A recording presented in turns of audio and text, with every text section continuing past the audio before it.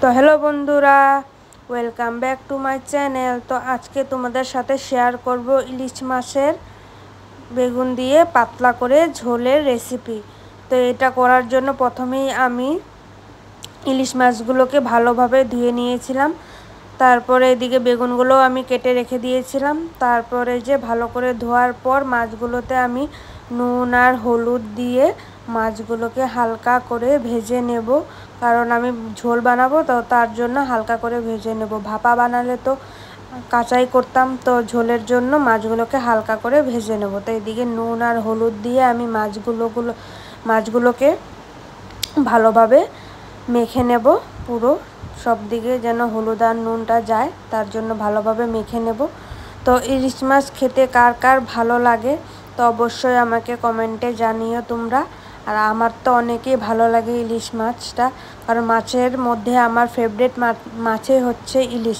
তো তার জন্য আজকে বরকে বললাম আমাকে ইলিশ মাছ খাওয়াতে, অনেক দিন হয়েছে ইলিশ মাছ খাইনি, তার জন্য। তো এদিকে আমার তেল গরম হয়ে গেছিলো, তো এক এক করে আমি মাছগুলোকে দিয়ে দেব হালকা করে ভাজার জন্য।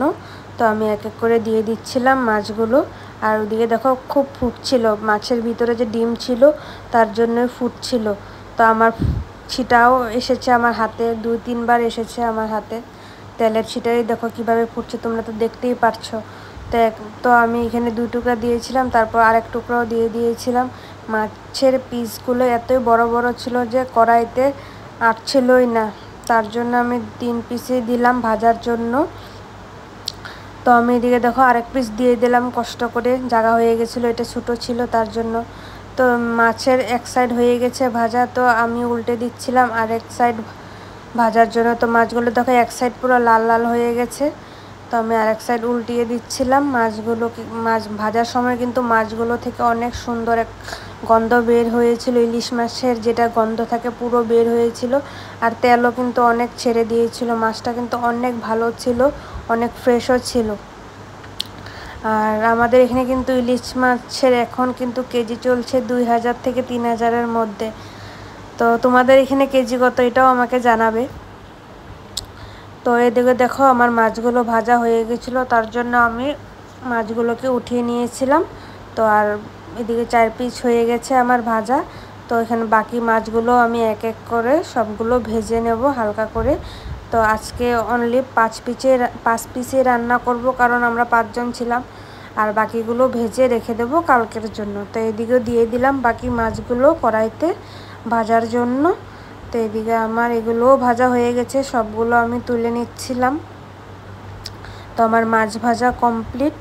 তো এখন মাছ ভাজার পর আমি মশলাটা করে নেব। তো মশলা করার জন্য আমি যে এদিকে শস্য আর পোস্ত নিয়ে নিলাম মিক্সিতে পেস্ট করার জন্য, আর কাঁচা লঙ্কাও নিয়ে নিয়েছিলাম। আর পাটাতে বাটলে বেশি ভালো হয় মশলাটা, কিন্তু আমি পাটাতে বাটতে পারি না, তার জন্য আমি মিক্সিতেই পেস্ট করে নিয়েছিলাম মশলাটা। মিক্সিতে একটু কষ্ট হয় শস্যগুলোকে পেস্ট করার জন্য, তাও আমি যতটুকু করেছিলাম। তো এদিকে দেখো আমার পেস্ট করা হয়ে গেছে। আর এদিকে কেটে রাখা বেগুনগুলোকে এখন ভেজে নেব ওই তেলেই। তো এখানে তেল গরম হয়ে গেছিলো, তো আমি এখানে দিয়ে দিলাম কালো জিরা ফোড়ন দিয়ে আমি যে কেটে রাখা বেগুনগুলোকে এক এক করে ওই তেলের মধ্যে দিয়ে দিয়েছিলাম হালকা করে ভাজার জন্য বেগুনগুলোকে। যে এক এক করে আমি দিচ্ছিলাম বেগুনগুলো কেটে রাখা। তো বেগুন দিয়ে ইলিশ মাছের পাতলা ঝোলের রেসিপি এভাবে কে বানিয়ে খায় তো অবশ্যই আমাকে জানিও। তো এই যে এদিকে বেগুনগুলোকে দিয়ে আমি নুন আর হলুদ দিয়ে দিয়েছিলাম।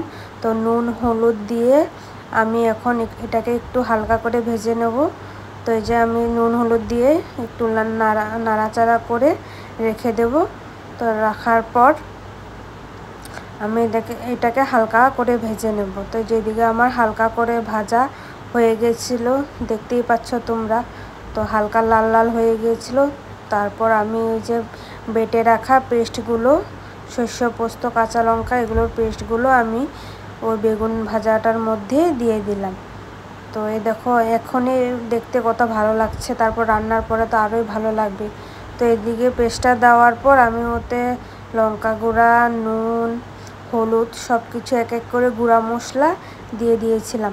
তো এদিকে লঙ্কা গুঁড়া দিলাম, এদিকে হলুদ দিলাম, তারপরে নুন অল্প দিলাম। তো সব মশলা দিয়ে আমি এখন একটু নাড়াচাড়া করে ঢেকে দেব কিছু টাইমের জন্য। যে এদিকে আমি নাড়াচাড়া করে নিয়েছি, তো নাড়াচাড়া করে আমি অল্প টাইম ঢেকে রাখবো। তো কেমন লাগছে দেখতে ইলিশ মাছ? কে কে খাবে এসে পড়ো আমাদের বাড়িতে। আজকে তোমাদের সবাইকে নিমন্ত্রণ রইল ইলিশ মাছ দিয়ে ভাত খাওয়ার জন্য। তো এদিকে আমি ঢাকনাটা দিয়ে দিয়েছিলাম, তো ঢাকনাটা উঠিয়ে দেখলাম খুব সুন্দর একটা রং বের হয়েছে আর খুব সুন্দর একটা গন্ধও কিন্তু বের হচ্ছিল। তোমরা বুঝতে পারবে না, আমি রান্না করছিলাম তো আমি বুঝছিলাম কত সুন্দর একটা গন্ধ বের হয়েছিল। তো এদিকে দেখো আমরা একটু ঢাকনাটা উঠিয়ে নাড়াচাড়া করে রেখে দিয়েছিলাম আর একটু টাইম মশলাটা কষানোর জন্য। তো এদিকে দেখো প্রায় আমার মশলাটা কষানো হয়ে যাচ্ছিল, আর একটু কষালেই হয়ে যাবে, কারণ শস্য দিয়ে বেশি একটা কষাতে লাগে না। অনেক বেশি কষালে শস্যটা তিতা হয়ে যায়, তার জন্য বেশি একটা কষাইনি। তো এইদিকে আমার কষানো হয়ে গেছে, তো আমি এদিকে ঝোলের জন্য জল দিয়ে দিলাম। তো আমি পাতলা করে ঝোল করব, তার জন্য একটু জলের পরিমাণটা একটু বেশিই দিলাম। তোমরা দেখলেই বুঝবে আর কি। তো এদিকে আমার ঝোলগুলো ফুটে গেছে, তো এক এক করে আমি মাছ দিয়ে দিচ্ছিলাম ঝোলের মধ্যে। তো আমি প্রথমে বললাম 5 পিসে রান্না করব, কারণ আমরা 5 জন, তার জন্য আমি ঝোলের মধ্যে 5 পিস মাছ দিয়ে দিলাম। তারপরে যে ঝোলটা সুন্দর করে ফুটে গেছিলো, আর এইদিকে আমার এই যে রান্না কমপ্লিট হয়ে গেছে। এখন আমি নামিয়ে নিলাম মাছ। আমার ইলিশ মাছের বেগুনে দিয়ে পাতলা করে ঝোলের রেসিপি আমার কমপ্লিট হলো। তো দেখো আজকের কিন্তু ইলিশ মাছের ঝোলের রঙটা কিন্তু অনেক সুন্দর হয়েছিল। তো এদিকে আমার মা এসেছিল, তো মাকেও আমি দিয়ে দিলাম খাওয়ার জন্য ইলিশ মাছের ঝোল দিয়ে। মাকে আগেই বসিয়ে দিয়েছি খাওয়ার জন্য, তারপর হাজব্যান্ড আসলে আমি আর হাজব্যান্ড একসাথে খাবার। এদিকে আমার হাজব্যান্ডও চলে এসেছিল, তো হাজব্যান্ডকেও দিয়ে দিলাম ইলিশ মাছের পাতলা ঝোল। তো আমার হাজব্যান্ড কিন্তু এরকম করে রান্না করলে খুব ভালো পায় খেতে।